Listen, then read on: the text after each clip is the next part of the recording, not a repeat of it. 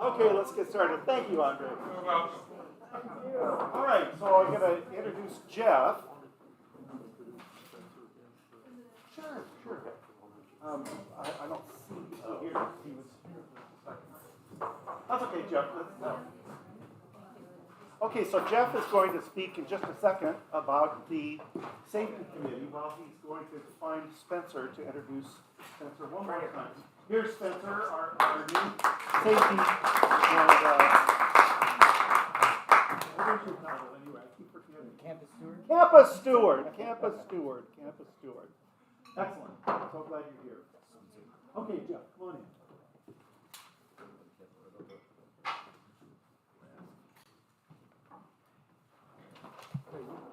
Liz is actually passing out one of the things that we've been working on, the Safety and Security Committee, is preparing an emergency preparedness guide, I think is the official title, which is based on the one that has been done for Trinity Cathedral. Unfortunately, it's probably, 30, 40 pages long, which is far more than most of us need. So we've condensed part of it into a handout, a quick reference guide that Liz is handing out. And it's also something that will be very useful. It's not just for Grace. It can be useful, keep it at home, keep it here, keep it with you, because it basically covers a series of emergency preparedness, like what to do in the event of a gas leak, what to do in the event of a fire, that type of thing, medical emergency. The one thing that is not covered on there is what to do with people, i.e. with somebody who might be upset, angry, whatever, that type of thing. Let me grab one of these. Sure. You want to have, you can have a couple. We have a couple in the back that we're not definite, so. And we will have more for people who want to pick them up as the weeks go on. So let me just give you a quick overview of it. What to do in a medical emergency, what to do in a fire, what to do if you smell gas, what to do during an earthquake, because we can't afford to, ignore that. The last column, the column furthest to the right, is actually a series of non-emergency numbers. Obviously, if it's an emergency, call 911. If it's a medical emergency, fire, gas, the emergency number for Northwest Natural is there, and that's who you should call, not 911, for a gas leak, or if you smell gas, bomb threat, that type of thing. But there are a fair number of non-emergency resources that you can access, and those numbers are in the right-hand column. They're useful to have with you, even your own home, your neighborhood, that type of thing. The Multnomah County Behavioral Health Crisis Line, Portland Street Response Team, which you access by dialing 911. The Suicide and Crisis Hotline. There are other social services. 211 and 311 are actually good guides, good resources to call for a variety of support services. 311, for instance, is the City of Portland's number, and you can call them for almost any reason, any services offered by the City of Portland. If you have a question about something like a permit or something like that, you can call them, but they're also good for non-emergency, for accessing help services for somebody, who may be experiencing a mental health crisis, or somebody who's under the influence of drugs or something like that. So there are those. On the back of is a map of Grace, indicating where fire extinguishers are, automated automated external defibrillator, if I pronounce that correctly, You the AED, and which is out by the office. And that actually it speaks to you and gives you instructions what to do when you activate it. And also the exits, the stairway exits are all marked on here. So this is good to have. There will be copies posted, laminated copies that will be in various locations outside the office, probably here in the parish hall, and a few other locations around campus and stuff. By all outside doors. Yeah, okay, by all outside, okay, good. And those will have the actual numbers, my number, Martin's number, Charles's number, etc., for emergency calls. But we figured you didn't need us to come to your house to help you in an emergency. We figured you could do that yourself. And actually, that raises a good point. If there is an emergency, fire, medical emergency, or whatnot, call the emergency number first, 911. It's only after you've taken care of that situation that you want to start calling people, like Martin and Kevin and Charles and Chris, just to let them know what you've done, what's happening, what's going on, what you've done. The other thing I wanted to mention is July 19th, which is, I think, a Wednesday. Yes, it is a Wednesday. Save that date. We will be having the Portland Street Response Team's de-escalation training. It's 4 hours. It is worth it. Liz and I have done it, and it's really good in terms of going through. My personal opinion is it was better than the one that we did have here. I don't know how many of you attended that, but it gets more into the nitty-gritty. You do some role playing and things like that. So it really is a good thing. It's 4 hours, unfortunately. It's Wednesday morning, starts at 8:30. Location to be determined. We'll be announcing that. Obviously, our preference would be to do it here, but that's in the middle of Grace Art Camp. So what we're doing is we're trying to perhaps enlist one of the neighboring churches that might have space, meeting space, and more parking available for that. We'll let you know. But if there's any way you can attend, it is more than worth it. What's the date of it again? July 19th. It starts at 8:30 in the morning. And we'll let you know that date as we get closer to it. Yes, and we'll once we find once we finalize the location, we'll let you know. I'd like to give a shout out to Jeff, who's worked so hard on making this.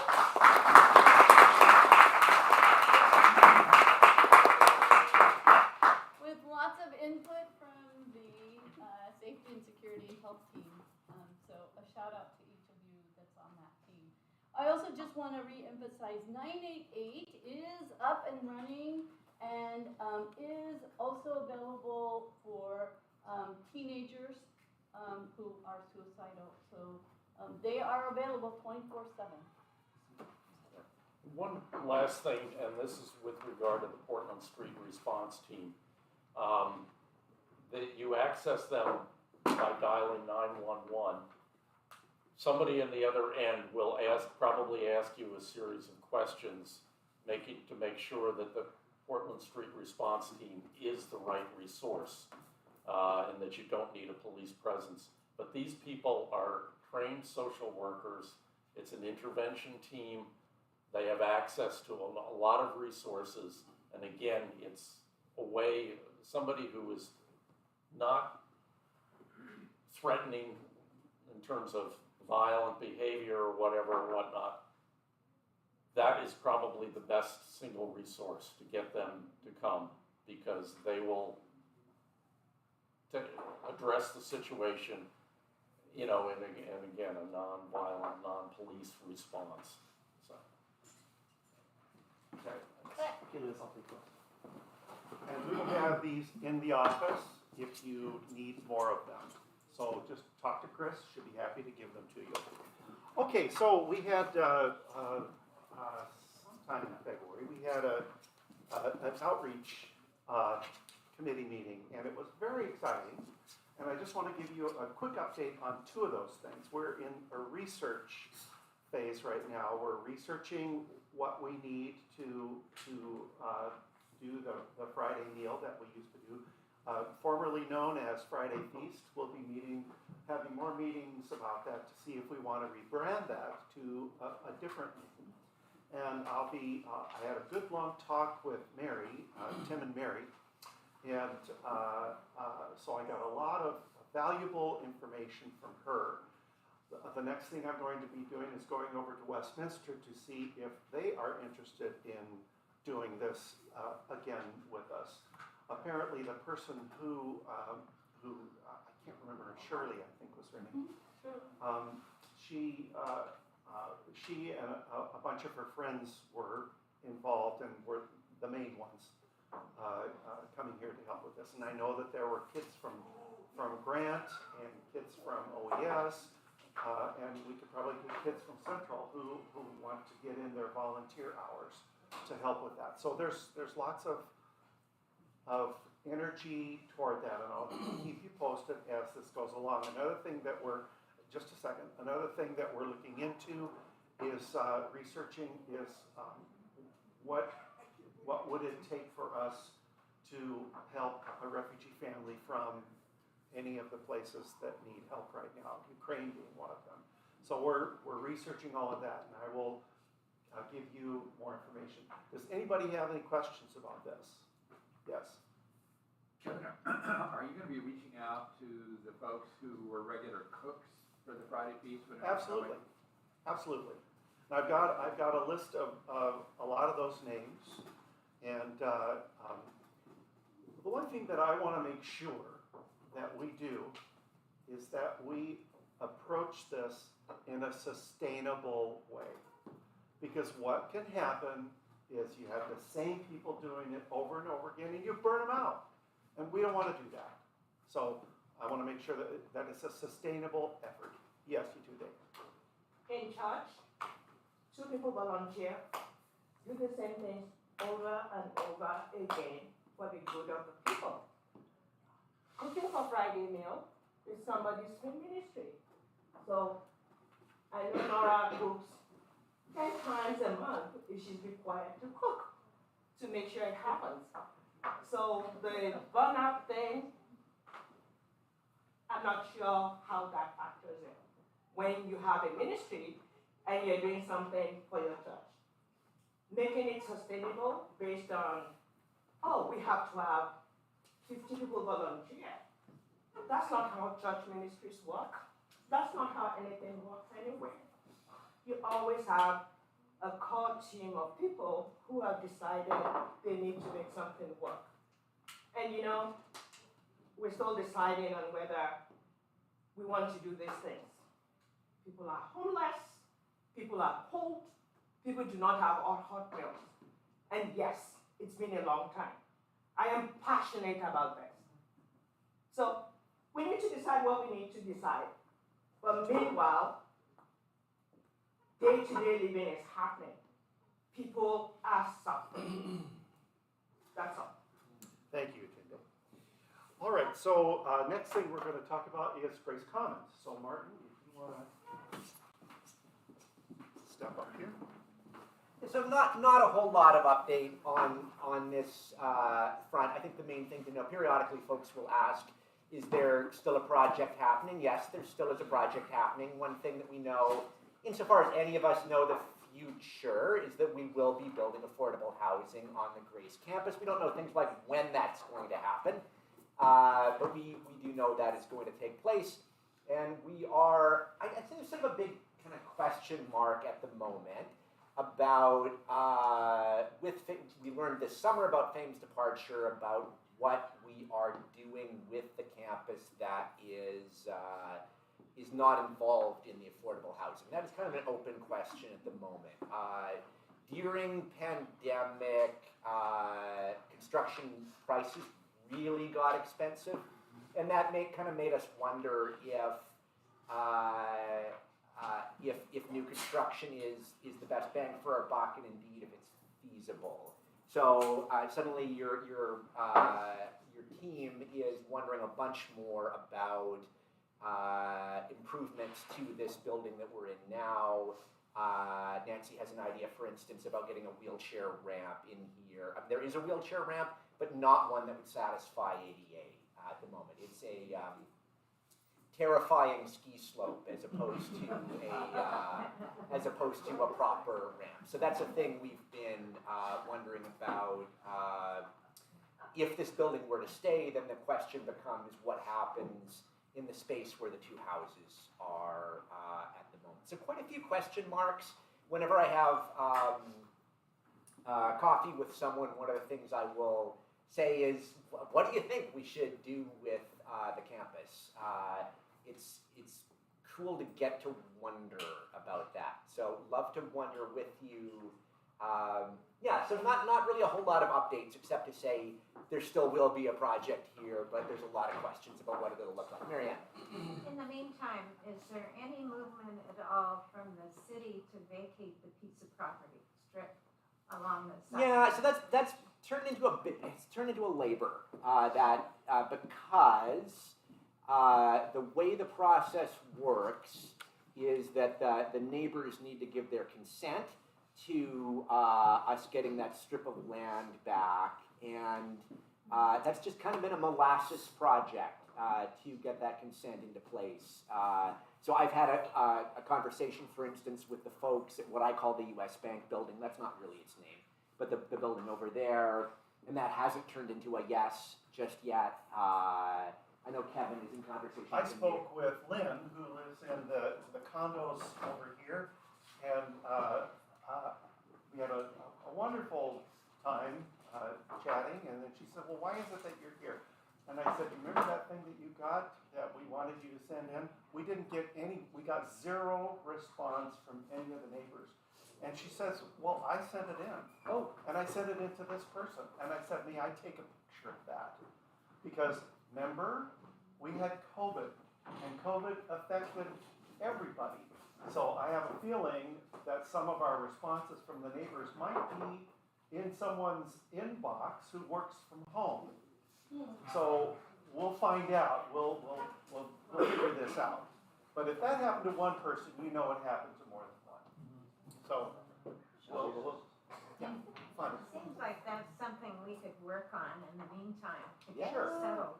Yeah. So it's a done deal when we finally get to a point where we can do something. Yes. Absolutely. And I was talking with Destin the other day, and I told him, I said, this is really making me mad. I said, what did the city do? How did they take that land in the first place? Did they just do an eminent domain and take it, and now we have to go to each person? Why is that way? I said, John knows Ted Wheeler. I'm going to go over to Ted Wheeler. I'm going to rustle some things. Don't. Things are going really well with the city, so don't ruffle any feathers. Just calm down, Kevin. So I was ready. I was mad. But anyway. Yes, Nancy. So, Dustin from Northwest Housing wants us to get this vacation resolved before there's any next step.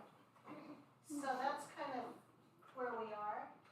And then once that gets resolved, I'm hoping it does, then they'll start investing in some drawings and some ideas. And I know that you've all been wondering, what's going on and why isn't there anything, but that's kind of why. And we can't really engage in fundraising until we have an idea of what we're going to do, and we have some drawings. So that's why it doesn't feel like anything's been happening. But things are happening.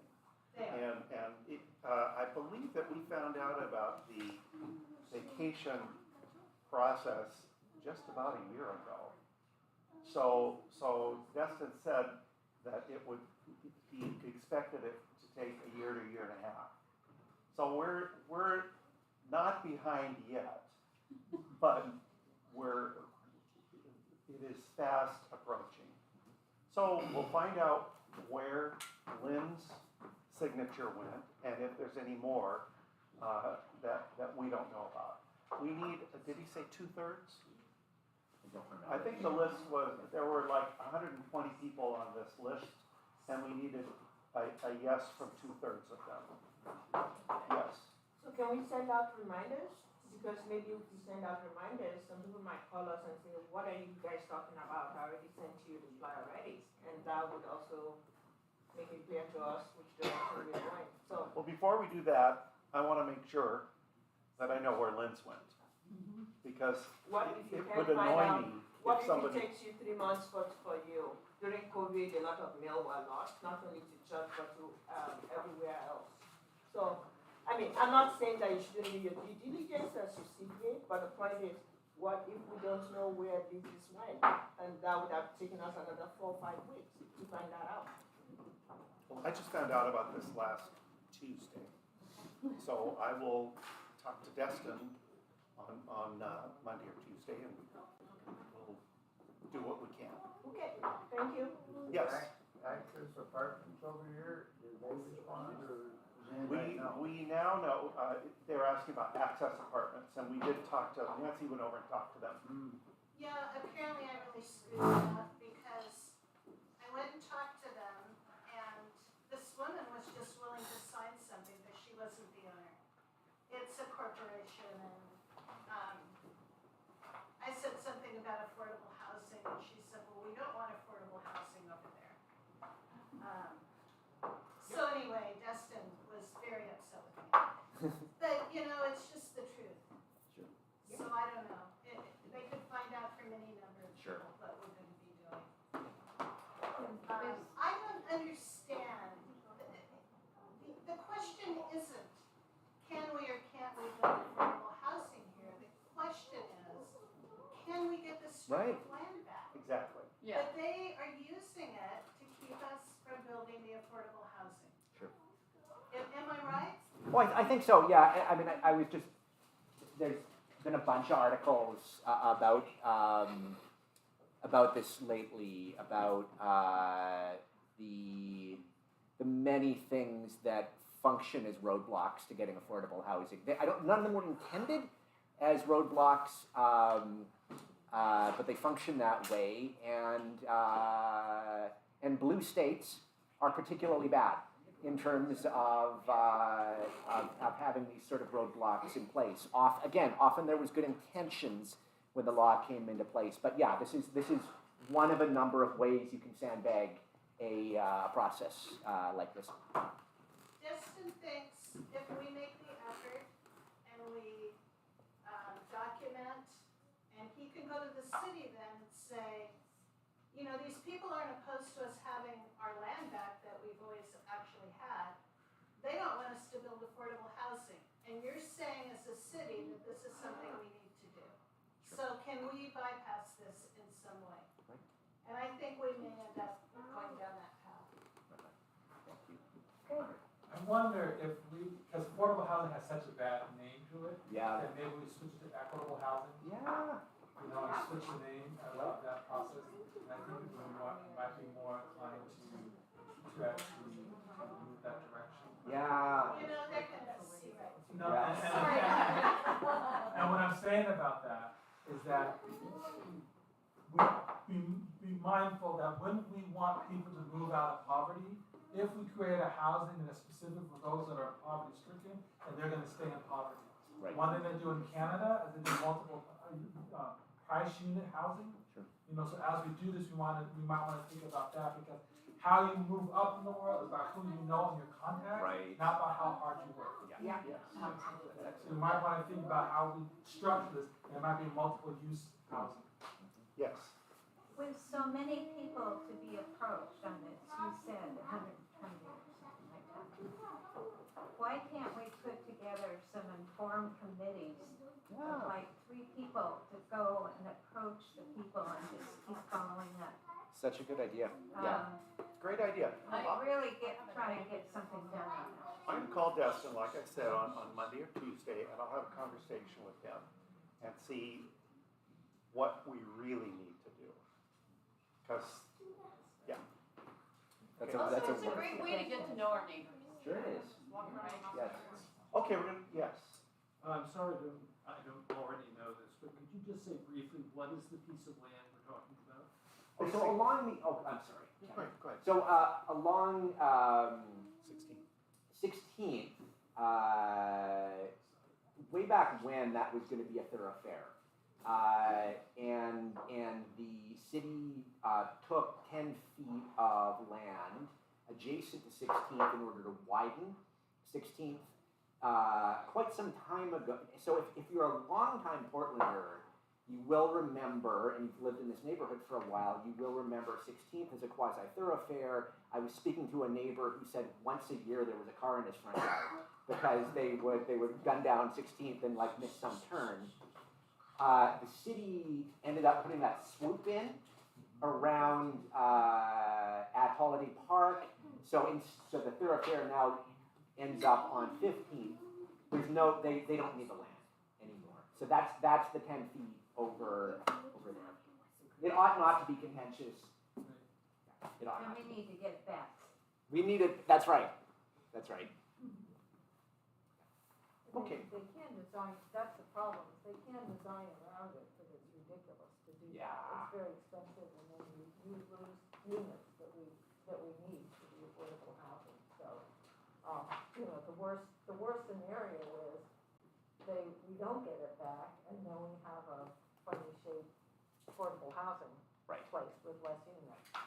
I was talking with Lynn, who used to be on city planning years ago, and I asked her about this thing, because I said, it comes up around the movie theaters, you come up there, and then, so I said, what about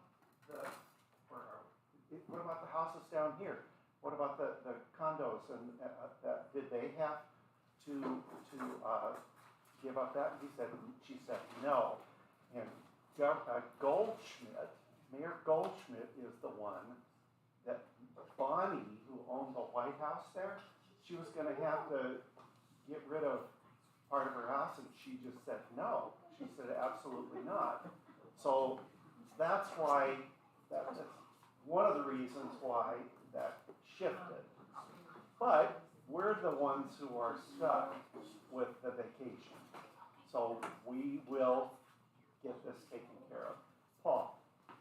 Because this is technical stuff, do you have a land use attorney as a resource to contact? I don't think we do right now. We don't. No, although NHA is very well resourced on this front. So if there were, we could certainly ask them about that. Sure. Yeah. All right, so I'm going to move on to the next one because this took a little longer than 5 minutes, and I don't have a problem with taking longer than 5 minutes because I want everybody to know what's going on, because it's much better when we all know the same thing. And just in case you weren't appraised, FAME has asked for an extension of 1.5 years here at Grace, which is great. We're happy to have them. So they will be staying a little bit longer. So, okay, so moving on, I want to give you an update on the chapel. I opened up the doors and I put the tape there because it's still a new floor. But just take a look at it. It looks great. It looks really great. And what we have yet to do, the walls need to be sanded. There's some, I don't know what you call it, but on the framing and stuff, there's little lines that you can see from the sun beating down on that wall for 70 years from the outside. And then there was some staining or fading on the wall from the pews. So we have to get the walls sanded and lightly sanded and then stained again. The next thing we have to do, where the platforms were, we have to get new baseboards. And so Dave Shellman and David Waldo are working on that with putting their architectural chops. And we're going to get a couple extra electrical plugs in there. So we're moving ahead. And the chairs are supposed to arrive at the end of March. So it's full steam ahead. So it's really exciting. Okay, now we're going to do our little liturgical education. So we're going to have Liz and Dan step up here. And unfortunately, Liz is going to have to go to symphony, so we're going to make my part really quick. So I just want to tell you, there is a wonderful book called The Complete Training Course for Altar Guilds, and it has so much wonderful information in it. So, go ahead.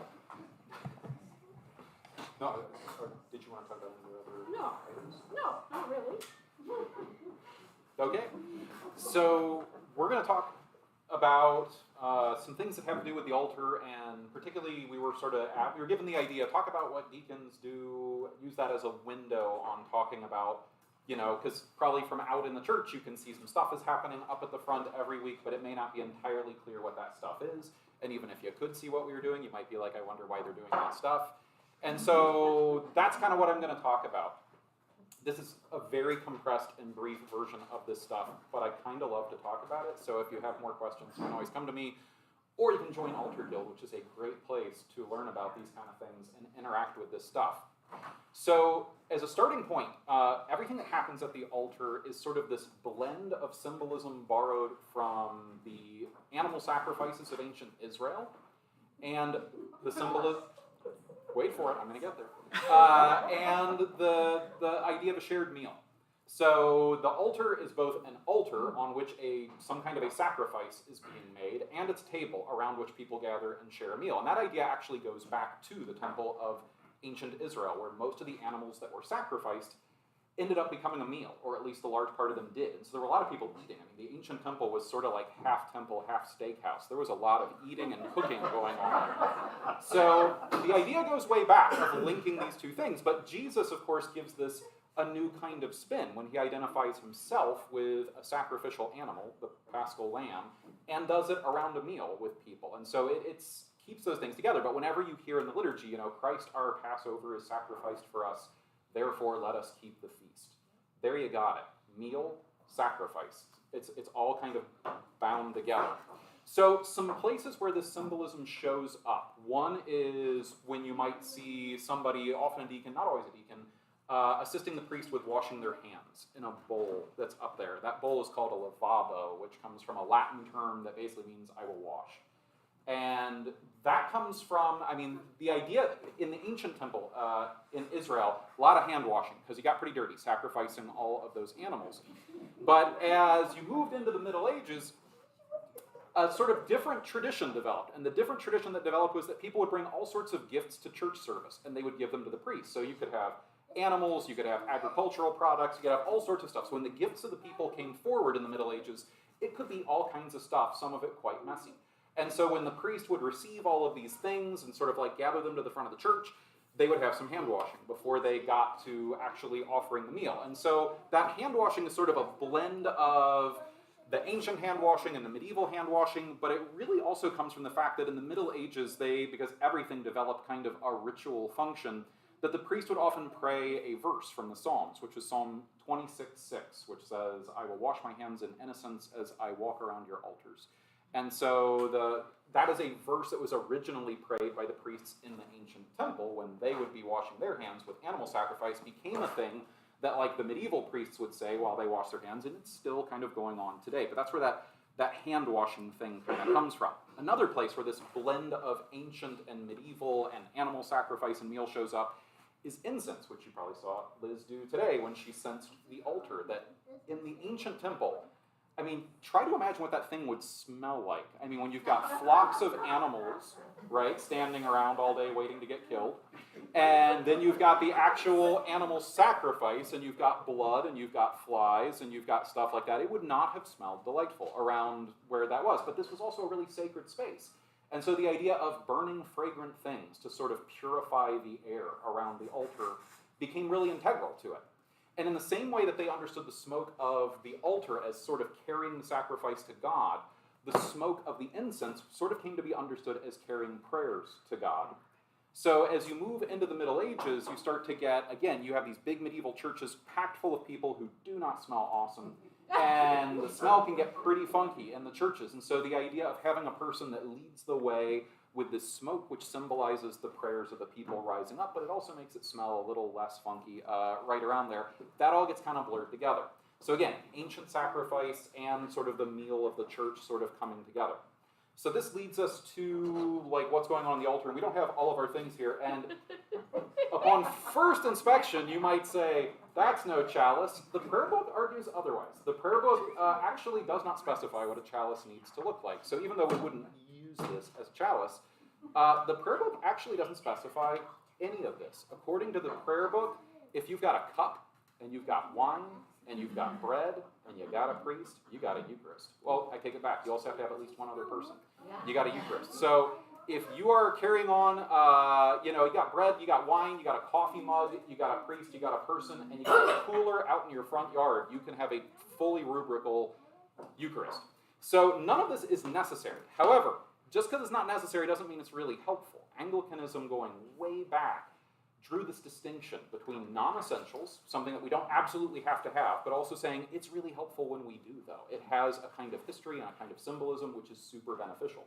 So I don't have all the things here, but I'll talk to you because you might have seen some of these. The burse here has usually got some cloth in it. And this sort of veil that goes over the chalice could be in a variety of different colors, but we're in the Lenten season, so it's purple. So I'm going to talk about a few of these items and the colors, and then I'll probably be done. So what's going on when we veil the chalice like this, when we put this thing on there? Well, this is a tradition that grew up alongside the idea that the priests would wear some sort of distinctive vestments. In the earliest centuries of the church, the priests dressed sort of like everybody else. They were meeting in houses, and there wasn't a huge distinction. By the 2nd century, we have some evidence of certain distinctive things appearing, and it's really not until the 4th century that we get clear evidence that the clergy are dressing in a distinctive way. And the funky thing is that the clothing that became distinctive to the priests, if you had rewound back to the 1st century, it was just kind of like normal Roman clothing. So it actually started out as the clothing of sort of an upper class sort of homeowner or a person of some social distinction, but over time, when everybody else's clothing changed, the priest's clothing didn't. It became sort of signifying of their status. And by the 4th century, we know that there were some distinctive colors being used to mark seasons in the calendar. Those changed a lot until the 11th century, when we have a letter from the Pope that established the calendar of colors that we use today, which Liz has got a little chart of right there. Which is too small for you to see. And as long as we're talking about colors, Yes. Sally, could you hold this? Hold this So up. red is You for can- Pentecost. Also used in Holy Week. Julie, can you hold this one up? Okay. And white is used for Christmas, Epiphany, sometimes Maundy Thursday, sometimes Easter Day, Easter season, and Trinity Sunday. Oh, now we've got the green. And the green is for the Sundays after Pentecost, and also Epiphany season. So it's a long time. Now, the wonderful thing about I love these, but the wonderful thing about the ones that Brian Potts made for us, that we use during most of ordinary time, how many, is it 2/3 of the Sundays are ordinary time? Yeah. A whole bunch. Probably. But I counted the different greens in the altar frontal. There are 6 different greens in that altar frontal. That green's an amazing color. It's an amazing color. It's that color of spring. If you look anywhere outside, you can see the buds coming up. It's so exciting. In Oregon, our spring, to me, it goes from the end of December all the way through to the summer, because that's when you start seeing green coming up. So green, people say, oh, green. Come on, oh, green. So, Yeah, So and there's a lot purple, do we of throw different opinions about, and depending on which church, whether it's Episcopal, Lutheran, Catholic, there's a lot of variety. So sometimes I just ask, what color are we wearing today? So these 4 colors are big deals. There are actually 2 other colors you might see in an Episcopal church. You won't necessarily see them, but you could. One of them is black, which you would only see on Good Friday, but there are some churches that use black settings for that. The other one, and this is like a distinctively Anglican one, is that some Anglican churches will use blue during Advent. That actually comes from a medieval tradition that was unique to the British Isles, a tradition of using the color of the Virgin Mary, which was traditionally understood as blue, to vest everything during Advent. But the more widespread practice in the Christian world is purple for Advent, purple for Lent. And then rose for the 3rd Sunday in Advent and the 4th Sunday in Lent. And there's a lot of debate about why these colors. And in different traditions, they interpret them differently. But what we can say is that purple was associated with royalty. It also, in the ancient world, was associated with penance, with being sorry. So it was seen as kind of suitable for Lent and for Advent. Royalty and also penitence being the color purple. Red was associated with the fire of the Holy Spirit at Pentecost and with blood in the week of the Passion. So it has this super intense color. White is because in the narratives of the New Testament, Jesus in the Transfiguration and in the Resurrection, he is dressed in white. He is glowing in white. And so white was sort of seen as this intensifier of the Holy Presence because of those stories in the New Testament. So on like Easter, white. And then green, that's the one that people debate the most. Where did we settle on green? But what seems to be going on there is that we're telling either the story of the Incarnation or of the Passion during the big seasons of the year, and then we go into ordinary time where we're not telling one specific story. And so the understanding is that that is the time of the year when we are just sort of growing, and that the color of growth and of life, rather than telling a story, came to be the color associated with ordinary time. This idea of you're doing your sort of passive growth during that time of year. So that's where these colors kind of come from. So last thing to say, and then I will be done with what I'm going to say, is I said that the table, the altar, brings together this notion of sacrifice and this notion of sharing a meal. So if I had all the linens up here, there is a linen that is called the corporal, which is sort of like the extra tablecloth you will sometimes see us set out, and then everything gets put on that. And often when you see us clean up, we will clean up all the things, and the last thing we do will be to fold up that corporal. And corporal, like you can probably even hear in the Latin, corpse, corpus, corporal, has something to do with a body. And in Christian tradition, that corporal is supposed to be made of linen cloth. And this goes way back in Christian tradition because tradition said that the body of Christ was wrapped in a linen cloth. So whenever we sort of get that tablecloth out, we are putting the body of Christ on it.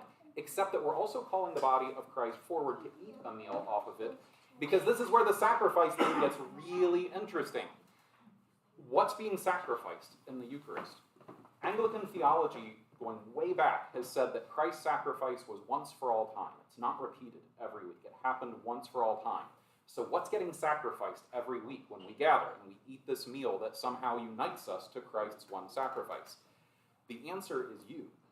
You are what is being sacrificed every week, and you are bringing your life forward, and you are setting it on the altar, and you are uniting it to Christ's sacrifice in the meal. We also say that our sacrifice is prayer and thanksgiving, which is part of how we put our lives on the altar and offer it as a sacrifice. But ultimately, all of this symbolism is about us uniting our lives through this meal with Christ's sacrifice for the good of the world. That's where all this kind of points our attention. So that is what I have, in short, for you today. Do you have anything? And some of you might notice that I always stop before I stop, and I am praying that God be with us, that we be with God and recognize God in this place and in each other as I set the table. So it's a lot of symbolism. And the importance of Eucharist not just being a priest, but being a priest and someone else. So it's always about bringing us in community. Yeah. Thank you guys. Yes? Any questions? Any questions for your team of presenters? Can I take a picture of your book? Oh, yeah, sure. Can we buy a few copies for the Alter Guild or whoever is interested in that? Yeah, I just assumed you guys had something. That There's was also a even small better. handbook called the Alter Guild book that is pretty easy to get a hold of in some places. I would recommend that one as another text. All right, people, thank you so much. Yay! Thank you.